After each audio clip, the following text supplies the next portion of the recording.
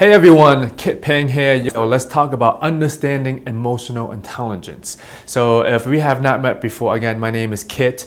If you have not subscribed to our channel, we talk about communication skills, public speaking. And since this is a live video, I just want to say thank you for tuning in. And for those who are watching the replay, please feel free to leave in your comments any questions that you have. But since you are live right now, we can also make this very interactive as we go along, and you can type in any questions in the chat box below. But let's talk about emotional intelligence. What will we be talking about today? Really understanding what emotional intelligence is, how can you boost your emotional intelligence, and let's talk about strategies that you can use so you can use to understand your emotional intelligence and learn how to increase your EQ. But first, emotional intelligence is one of the most powerful skills that we were never taught in schools or college when we were growing up. And if you have no idea what emotional intelligence is, here's a little breakdown.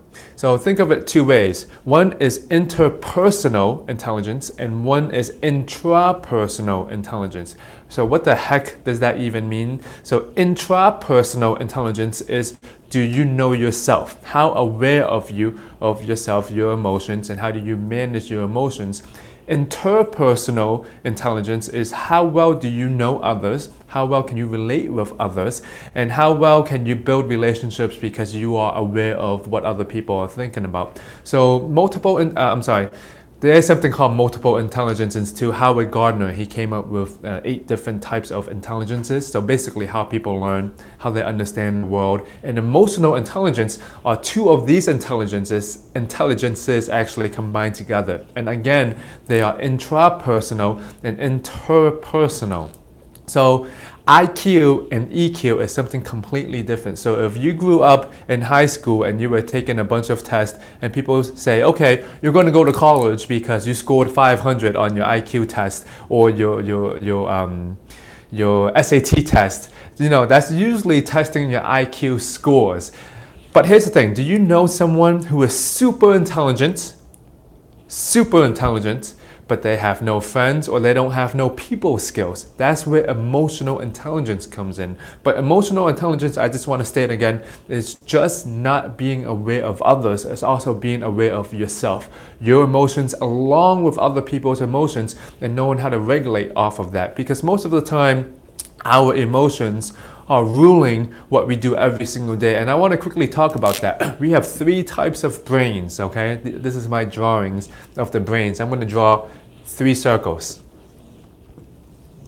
And that's our brains, the 3 circles. So we have 3 types of brains, and this is why it's so crucial to understand it. One is your reptilian brain. So what does that mean? So that means if a burglar came in here now, or there was a hurricane coming in, this will go into our reptilian brain. So as reptiles or animals, we're either going to be scared or we're going to be fighting. So it's the flight or fight reaction. Again, so if something really scary had happened right now, our reptilian brains would hijack everything. We're either going to run or we're going to fight something, okay?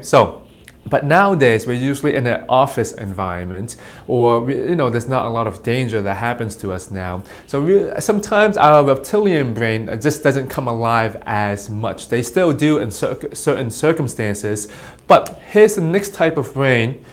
I mean, they're all related. Of course, we just have one brain. It's something called the limbic system. So any information that comes into your 2 ears or anything that you experience, it goes through the limbic system first, L-I-M-B-I-C. And what that part of the brain is, and this is why it's, I know we're talking more technical here, but it's good to understand what happens. So when anything goes through your brain, again, it passes through the limbic system first. And this part of the brain, it regulates your emotions. It deals with how you react to the world and how you feel. So understand that is very key, because the next part of your brain is called the neocortex. Neocortex, your neocortex. And that part of the brain deals with logic. And here's the thing, it always goes through the limbic part of the brain first before it goes through to the neocortex. Have you ever bought something and you try to justify what you just bought on Amazon? 10 minutes afterwards. Maybe you were high on emotion and thinking, oh, you need this from Amazon, it's a deal. And then 10 minutes later, you're thinking, do I really need this? So that's, this just an example. But again, everything that happens throughout our day, it goes through the limbic system first, talking about emotions, regulating emotions, and then it goes through our logical, rational side of the brain, the neocortex. So just think about it. You woke up today and you might feel annoyed because there's birds chirping in the outside. Now you might love it and you might hate it. It might somehow annoy you or make you feel good. But you have this feeling, and then the thought process comes together. Now you try to rationalize this, right? The birds are making too much noise. Do I shut off the window? Do I close the window? What am I going to do now?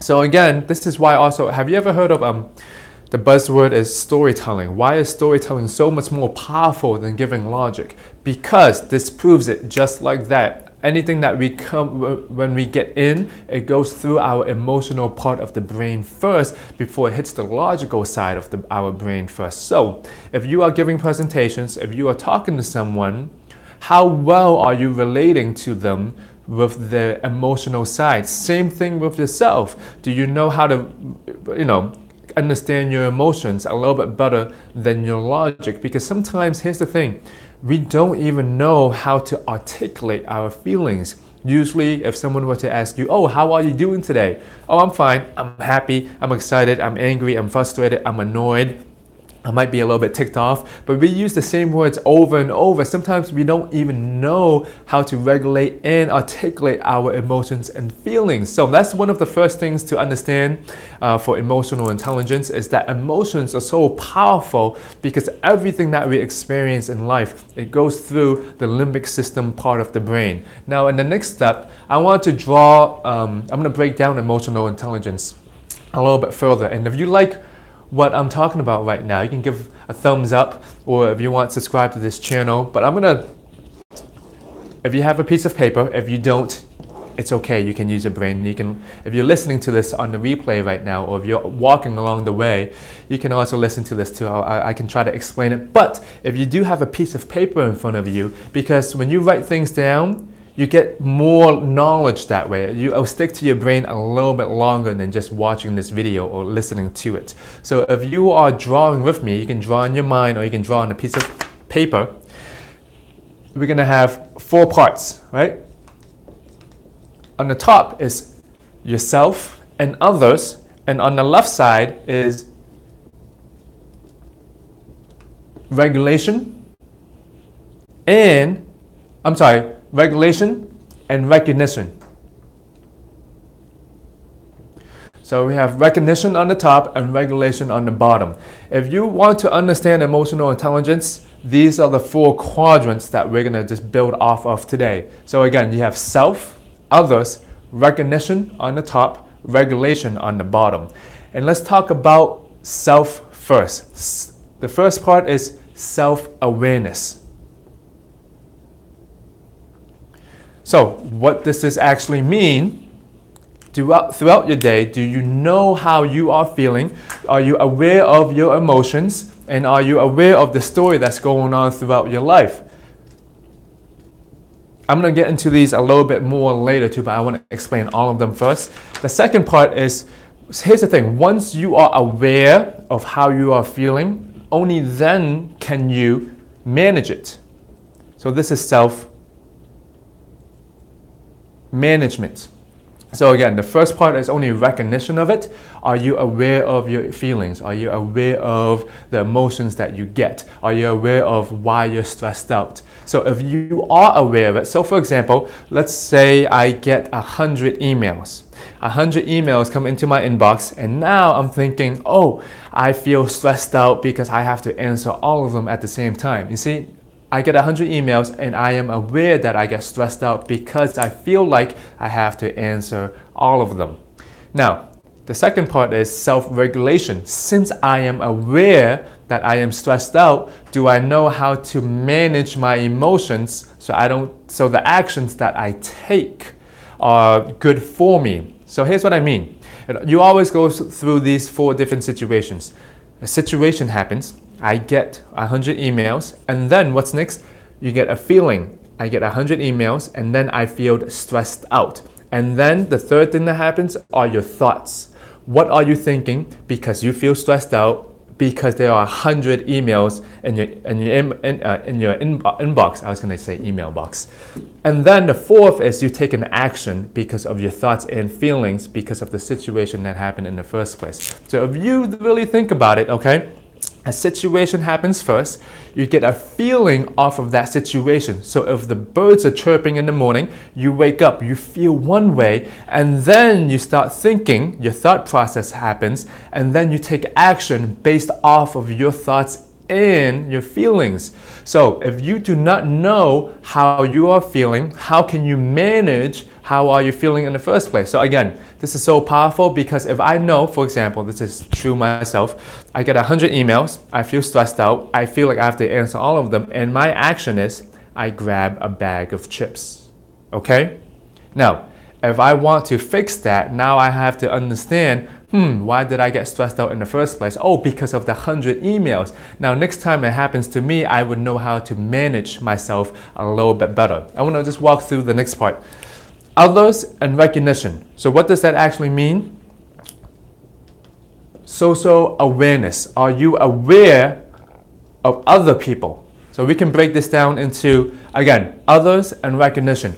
Are you recognizing how other people are feeling? Are you recognizing what their body language is telling you? Are you recognizing what their vocal variety is telling you? So are you aware of other people's emotions and what is going on through their heads? So there was a study that was done with young kids. So this kid was 3-year-old, so they took a bunch of 3-year-old kids, and this is called the theory of mind.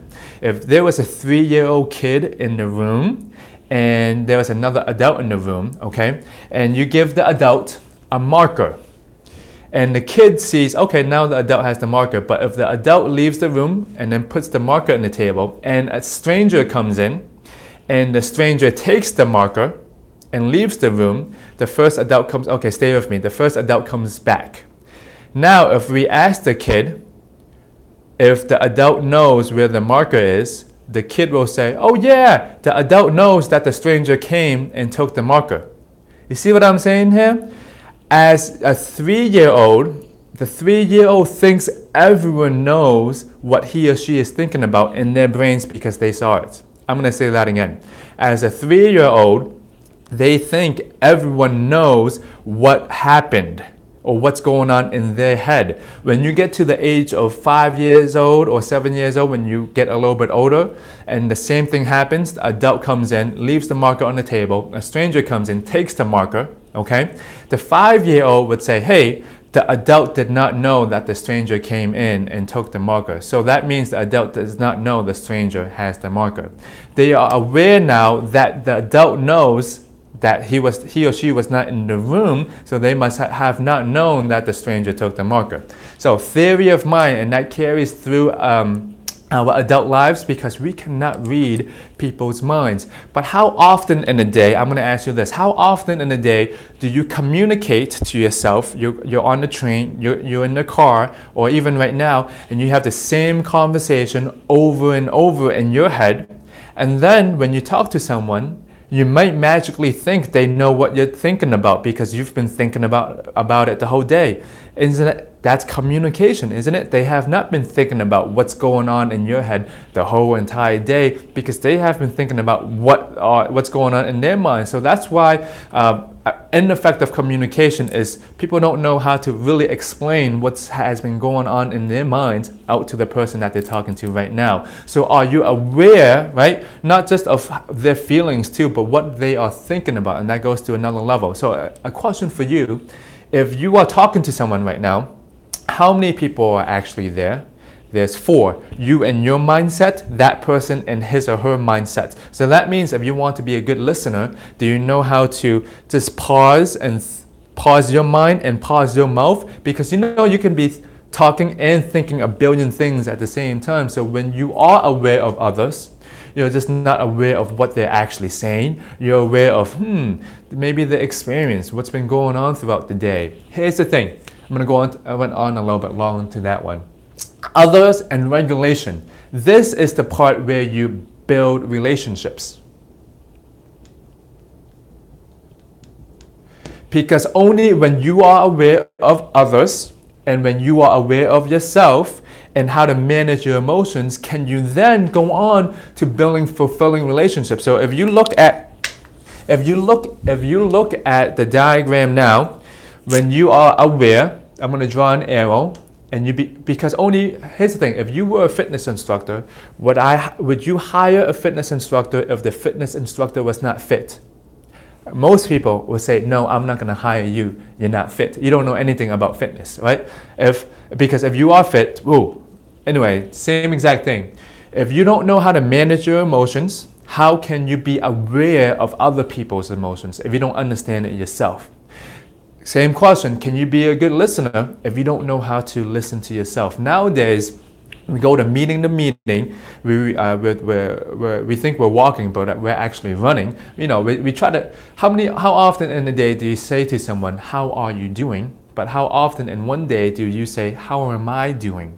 So really take time to focus on yourself and be aware of yourself, because when you are aware of your emotions, how you're doing throughout the day, only then can you become more knowledgeable and seeing how others are. Self-awareness, I'm going to do another arrow down here too. When you are aware of yourself, that's when you can know how to manage your emotions. Because if you are not aware of your emotions, how do you know how to manage oneself?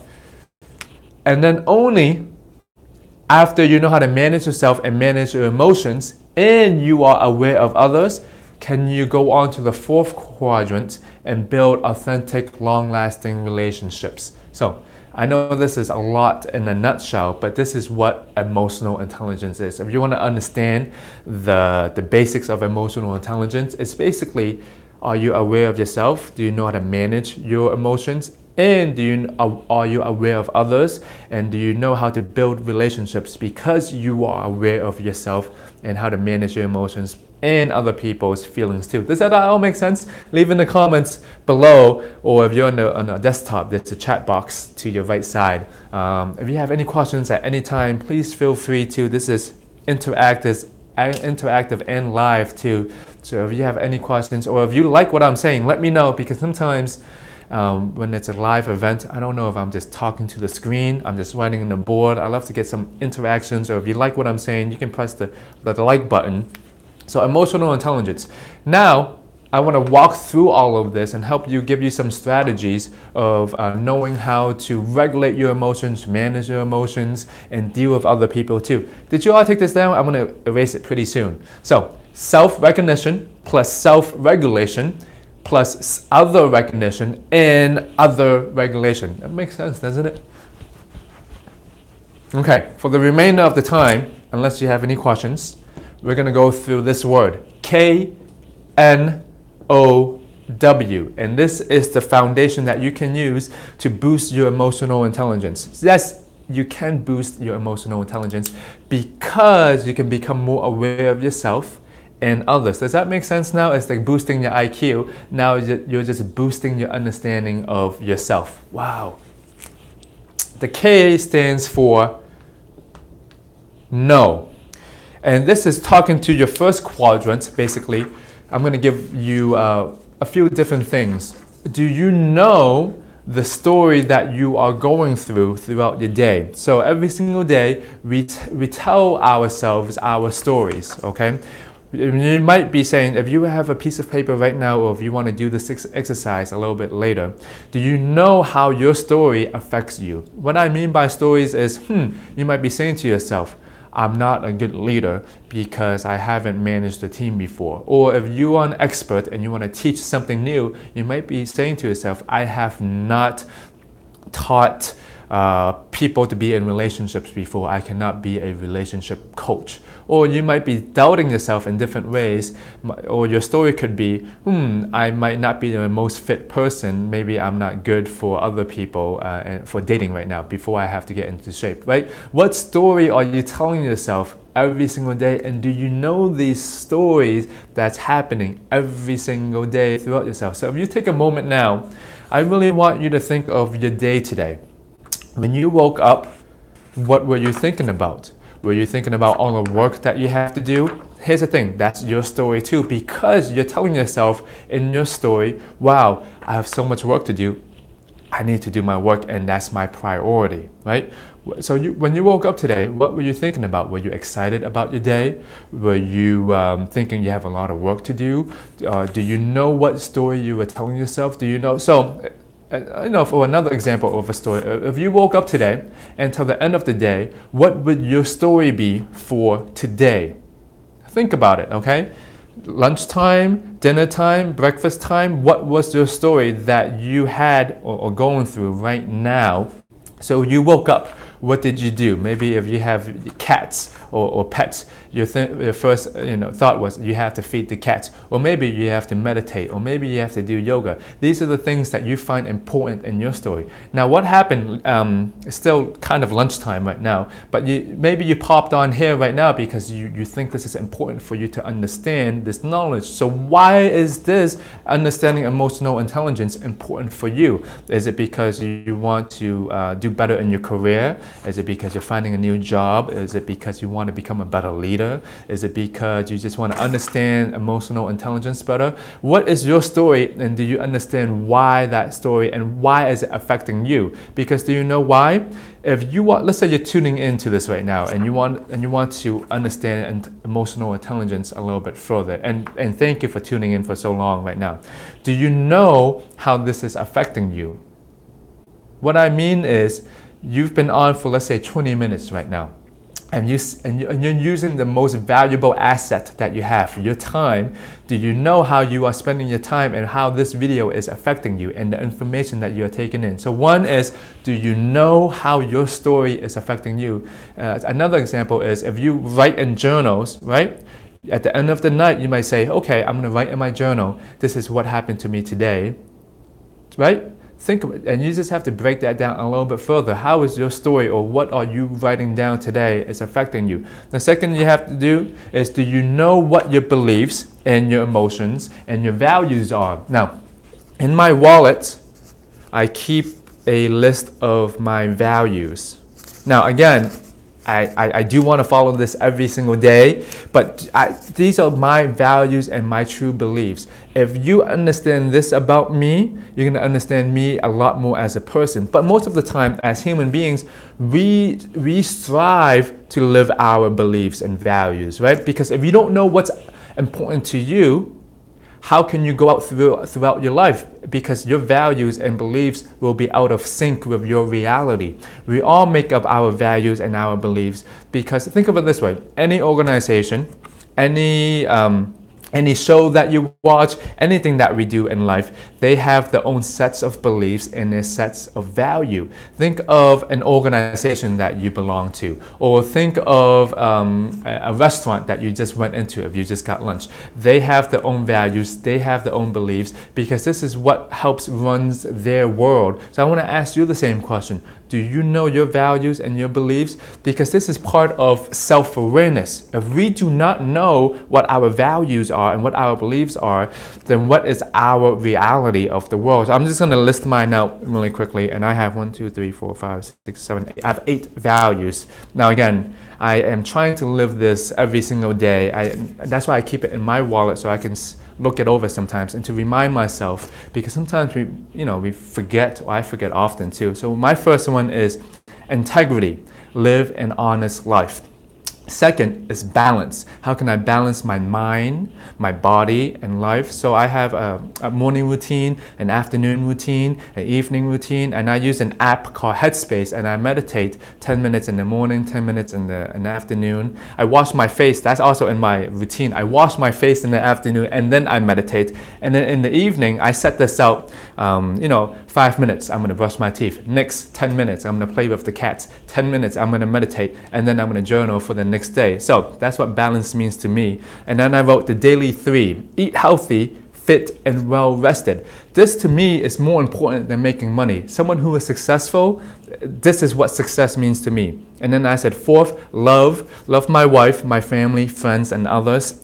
5th, optimism. Do I think positive in the things that I do? 6th, mindfulness. How can I tune in into my 5 senses? 7, growth. And then next to growth, I wrote in model, learn, innovate, and work hard. Because this, again, this is important to me, but this might make nonsense to you. And the last one I said was be genuine. Treat everyone as the most important person. Now, I am trying to be more aware of this every single day because, like life, things come in and out, and then sometimes it's hard to remember these kind of things. But have you ever been into a yoga class and the yoga instructor said, breathe, and you breathe? This is the same thing that I'm trying to do with my values and my beliefs, because sometimes we forget to breathe. And sometimes I even talk so fast because I'm excited about my topic. And sometimes that's why if you want to just boost up your emotional intelligence, again, the second K stands for, do you know your beliefs? Do you know your values? Because if you don't know them, then what is your life going to be? So if you have a moment right now, if you have a moment a little bit later, what are your values? You don't have to have 8 values. You might have 3 beliefs, right? X, Y, and Z. You might believe in excellence. You might believe in integrity. You want to be honest, right? Whatever it is, do you know your values and are you living up to that? Because if you are not aware of your values again, how can you even manage the world that is happening around you? I'm going to give you another no. Do you know your relationship patterns? Okay?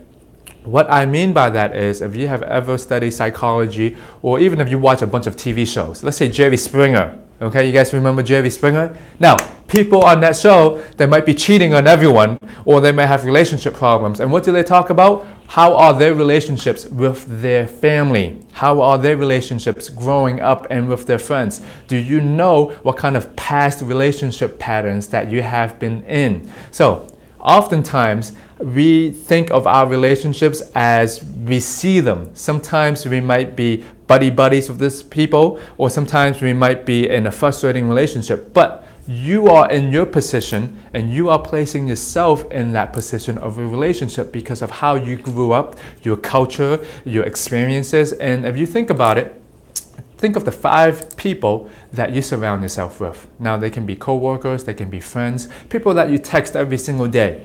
How are your relationships with them? So, for example, are you always trying to do things for them? I was working with a client, and one of the things she said was, I'm going to wait till it's the best time to call my friend. I'm going to wait till I'm going to talk to my coworker because it seems like they're doing something important, right? Now, this relationship is not working out the best for her because do you know why? She was always waiting for them to finish what they're doing. Because she thinks whatever they're doing is more important than what she has to say or what she has to contribute to the conversation. And that relates to your relationship patterns, not just in work, right? Because how you run your personal life is how you run your business life. So your relationships, no matter if it's with your boss, your family, your loved ones, your friends, do you know that some of the relationship patterns that you are currently in? So for example, is if everyone is stepping all over you, right? Your friends, your family, and everyone's taking advantage of you, maybe you can just know. Now, I'm just saying, don't manage it. Just are you aware of this relationship pattern? Now, if you are dominant and you're saying to everyone, I need you to do this, I need you to do that, your friends and your family, right? Are you aware of that relationship pattern? Because at the end of the day, people will give you different feelings and you portray yourself in a different light because of how you are relating to yourself in your other relationships. One other important thing you have to know is, do you know how your past is affecting you? We deal a lot with our experiences. And so, for example, I talk about my clients a lot and I talk about what I have been through. And these are all my past experiences that will lead me to my present and future life. Do you know how your relationship is, your past experiences is working with you now? And are you, most importantly, are you in peace with your past experiences? Sometimes you might hold a grudge because of something that happened 2 years ago, right? I remember I went to France and I went to go study abroad.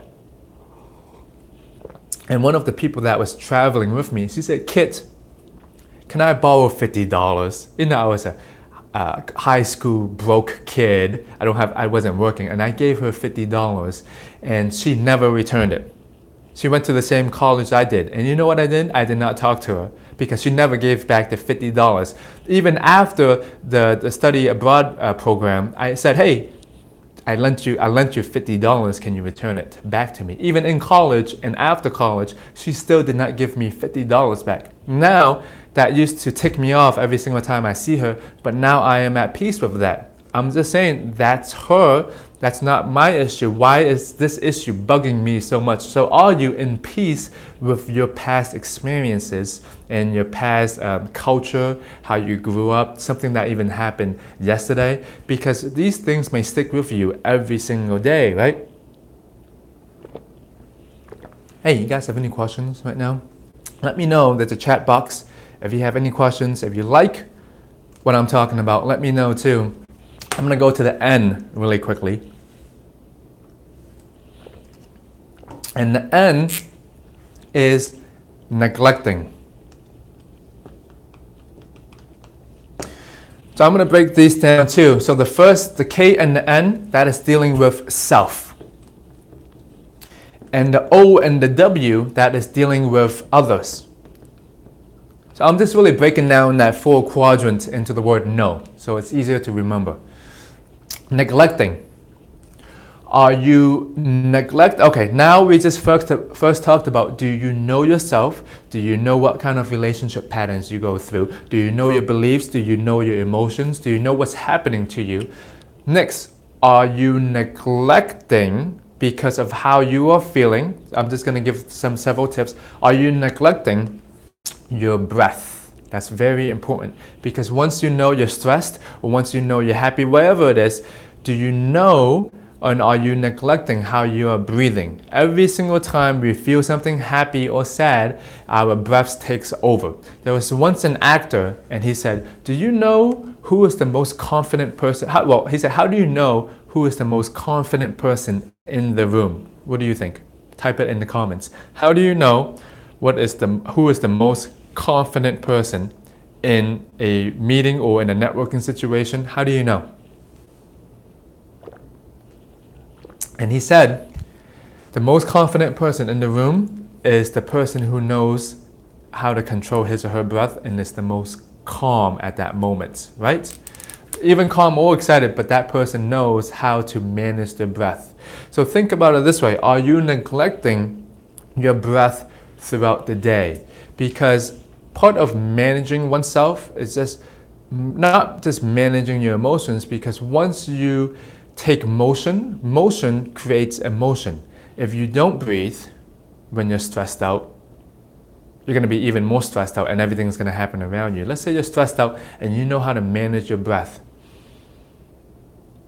right? Then you have not just managing your emotions, but you know how to manage your body to deal with your emotions. So are you neglecting your breath every single day?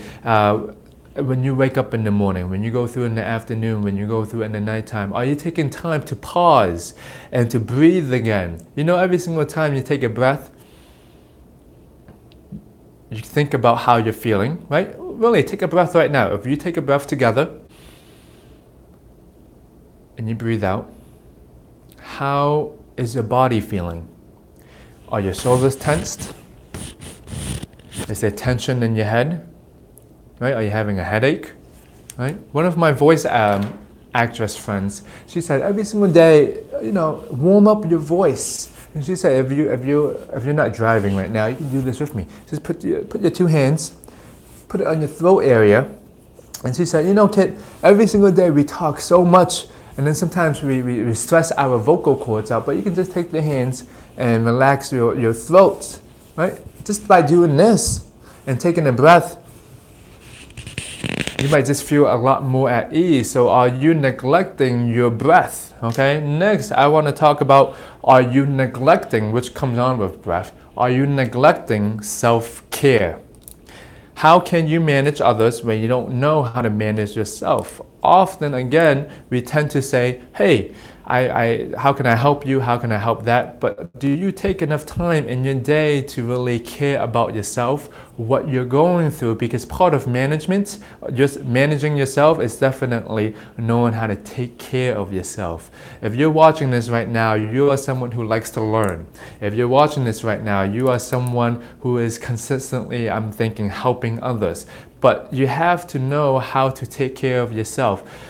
For example, if you know how to drive, and I think most of you know how to drive, or even if you have been in a car, you know the type of gas that you can get. You can get regular, maybe premium, and supreme, whatever it is.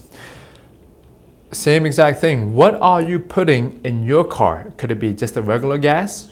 Maybe you're putting in premium gas. Now, as a human being, would you want to put regular into your body, into your mind, or would you rather put premium stuff into your mind and into your body, right? How you take care of yourself is so important. So are the things that you're feeding yourself mentally, physically, is that helping you, right? Are you getting a massage? I know, are you learning a lot like you're learning now? What are you feeding your mind? Is it premium material? Is it premium knowledge? Is it premium material that you can use? Because sometimes if you don't know how to take care of yourself and you're giving yourself junk, that is also part of self-management. We have so many resources nowadays, right? Do you know how to manage yourself and what you're, even with healthy eating, people can live off of $1, $2, $3 a day because they can eat all this unhealthy food, right? Do you know how to give yourself some good food? Do you know how to give yourself some good care? So do not neglect self-care. That's one of the most important part of managing yourself, because every single day we go through so many meetings. We go through so many, we go through at least 400 different kinds of emotions each day. Are you aware of how to manage your emotions and taking that self-care? Last is, are you neglecting, okay? Are you neglecting your emotions? Does that mean you are shutting off your emotions because you think you don't want to deal with your emotions? Or do you feel like you don't know how to manage your emotions? Are you neglecting how you feel? A lot of the people, we neglect actually how we feel, and we just push on through. Okay, you might be stressed. What do? You answer more emails. You're feeling angry. What do? You do stuff that makes you feel angry, and you lash out a little bit more, right? Do you know how to not to neglect your emotions but let them in? Part of self-management is managing your emotions. And what that means is, when you feel stressed out, are you neglecting that? Are you pushing that away? Or are you accepting it and say, hey, I'm feeling stressed out right now. This is what I'm going to do because I'm stressed out. So do you have a plan? Let's say, if you get angry, what are you going to do? Now, you might be saying, I don't get angry. Well, that's okay. If you feel stressed out, if you feel annoyed, what are you going to do in these situations? Because you know why? Whenever you get angry or whenever you get annoyed, they might happen over and over again. I have a friend, and she is super intelligent. And because sometimes she talks to people and they don't get her because she's thinking 4 steps ahead, she gets frustrated because they are not at her level yet. And this happens, she told me, at least 5 times, maybe more than 5 times. And this happens over and over and over and over again. And she gets frustrated with them, but she doesn't do anything. She just gets frustrated and say, why don't you get it? Do you have a plan to manage your emotions? So if you think about this right now, even if you have a piece of paper, what emotions did you go through today? Think about it. When you woke up, just today, not any other day, when you woke up today, how did you feel? For example, when I woke up today, I woke up a little bit late. I was going to wake up at 6 o'clock, and somehow I woke up at 7:30, and I'm thinking, shoot, I was going to do all this morning stuff, and then I didn't get to it. I felt like I was now rushed because I want to finish everything. So I felt rushed in the morning. And then I had to get to work. And then when I get to work, someone was waiting for me. She was there a little bit early. Now I feel like, oh, I got to rush again. But also too, I took time. Here was the thing. I took time on the train to listen to my meditation app, and I tuned down a little bit, right? I was managing feeling rushed because I felt rushed. Why did I feel rushed? Because I felt like I had to do everything. So I took the time to just tune into myself and breathe, and was breathing. And I was thinking, the things that were just coming in as distractions, just let them go. They're going to happen. To me, I thought they were important at that moment, but in reality, they're not that important. So are you neglecting and are you pushing away the emotions that you're feeling? Or do you know how to accept them and do you know how to deal with them at the very end? So I just gave you guys the ends. Let's talk about the O really quickly. If you want one more neglect, I'll deal with it, but do you know how to heal yourself, okay? And what we just talked about was most of the same things about healing yourself, self-care, but my definition of fun is not your definition of fun. So what's your definition of healing? Are you neglecting healing? Something that heals you, heals your souls, heals your soul, heals your emotions, heals your well-being. Do you know, and are you neglecting what's healing to you? So if something is just really healing to you, do not neglect that. I want to go to the O. And now we're venturing into the other side. We just talked about, do you know oneself? Do you know how to manage yourself by not neglecting some of the things that are most important to you? Let's talk about the O. And that is observe. Do you know how to observe others? Which means, are you aware of others? Let's talk about non-verbal signals. Can you observe other people's non-verbal signals? So that means, sometimes if, you have heard of this, if my arms are crossed, does that mean I'm shut off or does that mean I'm relaxed? It's up to you to observe the situation where that person is at. And maybe you can even ask them, right? If you're in a tense meeting and a person just closed his or her arms like this, you might ask them, what are you thinking about? Are you liking what I'm saying, right? Because you are observing their body language, you get to see what they're feeling, or you can ask what they're feeling. Because have you ever heard of the dog whisperer? I use this example all of the time. Dog whisperer or cat whisperer. Why are they so good by being an animal trainer? Because they know how to read their non-verbal signals. Non-verbal signals, definitely in animals, if you pet a cat a certain way, your cat will scratch you or your cat will wag your tails back and forth, right?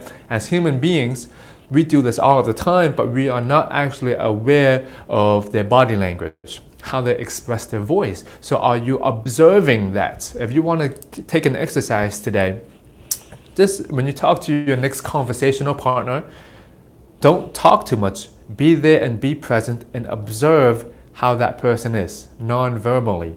Maybe you can get their vibe, how they feel. When you walk into a room, you can get someone's feeling. See what's their vibe at that time when you met them. Are they happy, right? Do they feel pumped up? Are they kind of like, dripping down? What's their body language like? Are they walking, like they're very confident, or something happened throughout the day and they feel a little bit lazy?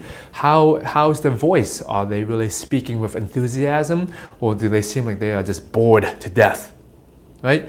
Recognize, and are you aware of their non-verbal signals? Observe what their body is doing. Observe how they're expressing, how they are feeling themselves too. The second O is, do you know how to observe from their point of view? Do you know how to observe from their point of view? So think about it this way. If you have to put an exercise to this right now, how would can you observe from my point of view? Of course, I'm not saying literally observe. Right now, I'll be looking at my iPod, my iPhone right now. But can you observe what I'm thinking about, right? I can tell you right now, right now, I want to give you as much content, as much value as I can, because I'm here to help you. But if you don't understand that about me, you won't understand me at all. So can you observe what that person is going through by putting your mindset in his or her mindset right now? Now again, you don't know what happened to me throughout the day, and you don't know my background 100%. But even if you take time to think about it, if you think about my emotions, if you think about what I'm trying to go for, my goals, my ambitions, do you know what would meet my expectations that day? So do you know how to be observant and placing yourself in their mindset? So what does that mean for you, right? What are some ways that you can be in their mindset? Observe from their eyes, observe from their mindset. What do you think? Let me know in the comments. We can make this very interactive. If you have any questions at any time, Feel free to ask any questions. So that really means, do you know how to walk in their shoes? Just think about it. The next person that you will talk to today, it could be a stranger, it could be a family, co-worker, friend. Can you just put yourself out of your mindset and observe from their mindset? Even how they're saying hi to you, right? Are they excited to see you? Do you think they're excited to see you? So observe from their mindset and really just be present and just be there with them. The next O of observing is, do you know how to observe? And this might be a little bit harder now. We're strictly talking about emotion. Do you know how to observe what they're feeling right now? You can even ask them, how are you feeling right now? Now, they may not be able to articulate it, but do you know how to observe their feeling? What are they going through? And you have to go a little bit deeper. If they're telling you, I feel great, right? But their body language is telling you something different. Can you really observe down into how they are expressing themselves? Can you observe into, what's going on through their mindset? You really have to play a game now and think of a game. You just try to justify all of this, and you can say, hey, I'm running out of batteries. I'm just plugging my phone in.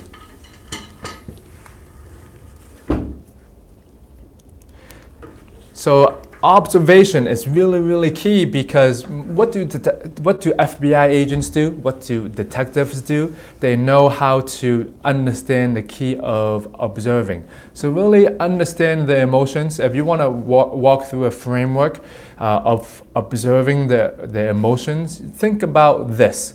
Think about the time of the day. Think about what their culture, what their experiences are like. And right now, if you were to observe my emotions, how do you think I'm feeling, right? You can even say it back to me. Is this how you're feeling? Or you can type in the comments, I'm going to say, yes, this is how I'm feeling. No, I'm not feeling this way. You can even ask them, observe their emotions. Because same thing when I said earlier, if you were a yoga teacher and I would say breathe, you would remember to breathe. So now I'm saying, remember to observe their emotions. And lastly, you want to observe their wants and their needs and their values and their beliefs. Same thing that we talked about earlier. You might know your values, you might know your beliefs, right? You might know your reality of the world, but what about them? Are you observing them through what they do? You know, some people they are perfectionists. That's their reality. Some people, they're like, okay, I don't care, I'm lazy. I'm just going to do it off the cuff. That's their reality. That's what they believe in. Some people care more about honesty than anything else, right? Are you observing what's their values, what their beliefs are? Of course, if this is a stranger, you can even still get their values and their beliefs based off of what they are saying. So are you observing what is foundational to them? Just like a house. You know how we build a house and we live on a foundation, right? If you don't have a house and there's no foundation to it, the house is going to collapse. The windows that we want, the second floor that we want in the house, it's only things that we want. So do you know how to understand people's foundations? And do you also understand what people want? I'm going to go to the last W. This is going to be a fun one. I'm not going to write it because there's only one word. The last one, in knowing how to build relationships with others, is the word. What do you think the word is, actually? The W.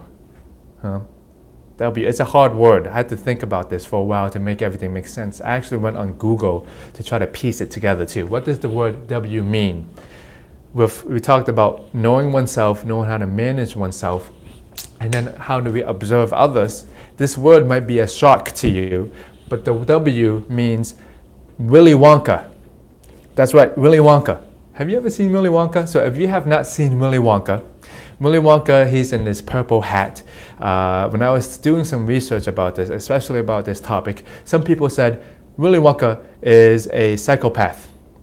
Willy Wonka is the best in the world for kids. Now, everyone had their own observation about Willy Wonka. Some of them said, why are you keeping kids in the factory? Why are you keeping Oompa Loompas? Why are you keeping Oompa Loompas in a factory and making them work for you? Some people say, hey, this is great teamwork. So I'm using Willy Wonka is because you really have to understand who that person is, right? Willy Wonka is someone Even the name is special. Do you understand the culture? Do you understand belief? Do you understand who that person is?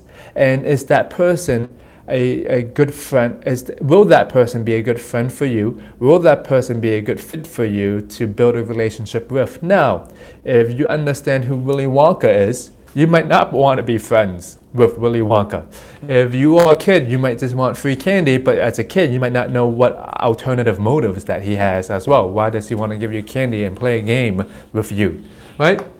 So, I'm going to tie this back in. Are you aware of yourself and your values and your beliefs, and do you know how to manage that? Plus, are you aware of Willy Wonka, his values, his beliefs, what goes on through his or her mind, right? And do you want to build a relationship off of that? Now, of course, you're not going to be friends with everyone, but let's say you get into a room with Willy Wonka, and you're going to say, okay, Willy Wonka, who are you, XYZ? He's going to be talking one way. Now, because he or she might be have different values from you, and you might not agree with his or her value because you have your own, that might block off your relationship building in the first place. If you don't like purple and Willy Wonka wears purple, and purple is you hate that color, will you be going into the relationship saying, I don't like that person already because he has too much purple on? Are you shutting yourself off? Because if you are aware of the things that you like, the things that you don't dislike, and you value what other people like, what they don't like, then we can begin the conversation. And if you really do try to understand everything from their part of life, you will build a relationship that much faster. So for example, a real life situation, no more Willy Wonka. Let's say you say, Kit, let's go to the movie today. And I am making a facial expression. I'm like, I don't want to go. What happened then? I might make the person feel a different way, because if you asked me, Kit, do you want to go to a movie? And I said, okay. To you, that might seem, annoyed. But here's the thing, if I did not know that I did, right? Sometimes we have our own tics. Why did I just go, no, I don't want to go, right? Are you aware of what you just did? No, I don't want to go. And do you know how to manage your facial expressions and the things that you're doing? Because what you are doing affects how you build relationship with others. Now, are you aware of why you asked me if you want to go to the movie? Because maybe you want companionship. Maybe you just want a friend to hang out with. Do I understand that? Because if I'm thinking in my own head, I have so much work to do. I have X, Y, Z. I'm forgetting who you are. I'm not observing what's going on through your mind, right? Maybe you feel a little bit sad right now. Am I observing your body language? And maybe that's why you're asking to just go to a movie, because you want to lighten up your mood, right? Am I observing all of that? So am I aware of what's going on myself? Maybe I have a lot of work, and that's why I went, no, I don't want to go to a movie. If I was not aware of that, I might annoy the other person. But if I was aware that I have a lot of emails, I might say, hey, maybe I'll be less stressed out if I went to a movie with you. So really the last part of building relationships is just really understanding the other person, really understanding you. Because again, it's communication is a two-way street. I want to end with saying this really quickly. So Google did a study, and they did a 2-year study, and they wanted to find out what made the best teams. And at first, they spent millions of dollars, and they wanted to find out what made the best working teams. And at first they thought it were the people in the group, introverts versus extroverts, or the experts versus people who don't know anything. And what they found out was surprised them. It was not who were in the group, but it was about how the group functioned that made the team the best. And they list out, of course, 5 characteristics, but the first characteristic in making a good culture, making a good team, is something called psychological safety. And what that means is, does one feel safe in speaking up? Does one feel safe in making mistakes? And does one feel like they know what they're doing? And does one feel like they are part of that organization? So in your life, I'm going to ask you the same thing. And with your relationships, is there psychological safety that's going on throughout your life? Psychological safety for yourself, right? Are you aware of the things that you are doing in your life? Do you feel like you can speak up for yourself? Do you feel like you have all these thoughts in your mind, and are you aware of them?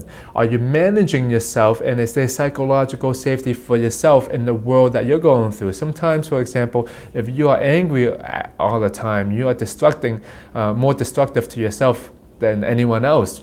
And psychological safety for you and your friends or co-workers, are you fostering a community, a relationship of psychological safety?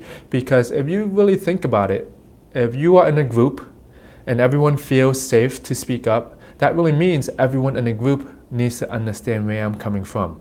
My diverse background, my ethnicity, my culture, what I'm saying, right? Are you understanding where the other person is coming from? Are you giving the other person psychological safety? Do you make it, if you were the driver and I'm your passenger, what's your job? You have to make me feel comfortable. You can drive fast like a maniac by yourself, but if I feel like, whoa, 60 miles per hour is going too fast, it's up to you to make me feel comfortable in your car. Do you know how to make the other person feel comfortable? Because you have to know my risk tolerance. You have to know how I'm feeling when I'm in the car with you, right? Do you understand that? And because you understand how fast you drive and how slow the other person don't want you to, how fast the other person don't want you to go, then you can build a relationship, right? If you had to talk about this, oh, maybe I'll go 40 miles per hour, or make both of us feel good at the same time, not too slow, not too fast, right? So do you know how to foster psychological safety so the other person feel like he or she can speak up, can speak to you with their heart? Because sometimes if people are putting on a front, you really can't get down to the nitty-gritty of who they are, because they are acting a certain way towards you. When their guards are down, when they feel like they can make mistakes in front of you, when they can have fun in front of you, don't time just pass by just like that. These are the real relationships in your life, right? When you can put both of your guards down. So we talked a lot about emotional intelligence. We kind of went deep a little bit. So if you have any questions, I would like to open this up to Q&A. If you're watching the replay later, and if you've still been watching, thank you for watching. It's been almost an hour. So thank you for watching. I would love to answer any questions that you have. Emotional intelligence is something that you can keep on improving, okay? Right. So if you want, you can go on Google. There's a bunch of emotional intelligence tests out there, quizzes that you can take, see where you are at. If one of the best things I would suggest is work on self-awareness first before you work on building relationships and really, studying the other part. Work on just being aware of what you're going through throughout the day. You can, if you want an exercise right now or for later, can you list out all of the emotions that you felt today? And that's pretty hard. Emotions you feel right now, emotions you felt in the morning, emotions that you think you will feel. Can you list out how you are, what you're going throughout today? I would suggest working on that first. But if you are aware of yourself, do you know how to manage your awareness? Do you know how to manage other people's awareness? If you want to say, okay, now I want to go through managing others. First, can you just be aware of who they are? Be observant. Observe their body language. Observe their vocal variety. Observe their emotions. Think about theory of mind. Are you really tuning in to, like you can be a mind reader. Think of what they're thinking about. I just want to say again, my name is Kit. If you have not subscribed yet to Boston Speaks, we talk about communication skills, public speaking skills, things like what we talked about today. So we can help you become a better leader, impact maker, influencer, because to me, communication is one of the most important things we have as human beings, because anything starts with communication, right? If you don't communicate, that's when wars and battles and arguments starts, because you have not communicated in the first place. But if you know how to effectively communicate, you can collaborate and you can build better things. And most importantly, if you do know how to communicate, you first know how to communicate with yourself. Again, would you hire a fitness instructor if the fitness instructor was not fit? Would you be a good communicator if you don't know how to communicate to yourself and see what's important to you? If you have any other questions, feel free to email me at kit@bostonspeaks.com. I hope you gained a lot of knowledge today, and you can drop in the comments below. I do look at the comments after this video and try to respond to it as fast as I can. But again, thank you for your time today. Have a great day, and go on Google, go on YouTube, look up emotional intelligence. And if you do want to learn more about emotional intelligence, I can definitely help you out too. And thank you, Heather. Thank you. Yes, we're going to have more development that's going on too. So have a great day, everyone. Bye bye.